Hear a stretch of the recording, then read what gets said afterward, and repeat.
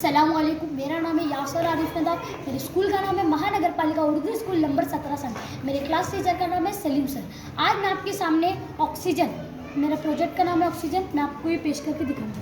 اس میں ہم کو کون سے سامان لگے گا میں آپ کو بتاتا ہوں. ایک کانچ کا گلاس، کینڈل، پلیٹ، لائٹر اور ایک پانی کی بوٹل. تو پھر ہم آپ کے سامنے ابھی ایکسپیریمنٹ میں شروع کرنے جا رہے ہیں. تو پہلے تو ہم اس کینڈل والی پلیٹ میں ہم تھوڑا سا پانی ڈال لیتے ہیں. ٹھیک ہے، اب ہم اس کینڈل کو جلائیں گے. کینڈل جل چکی ہے تو ہم اس کے اوپر اب یہ کانچ کا گلاس ڈال دیں گے. آپ یہاں پر دیکھ سکتے ہیں پورا جتنا بھی پلیٹ میں پانی تھا نا، پورا اس گلاس نے اپنے اندر کھینچ لیا. میں آپ کو بتاتا ہوں یہ کیسے ہے. دیکھو، گلاس کے اندر آکسیجن نہیں ہوتی لیکن پانی کے اندر آکسیجن ہوتی ہے.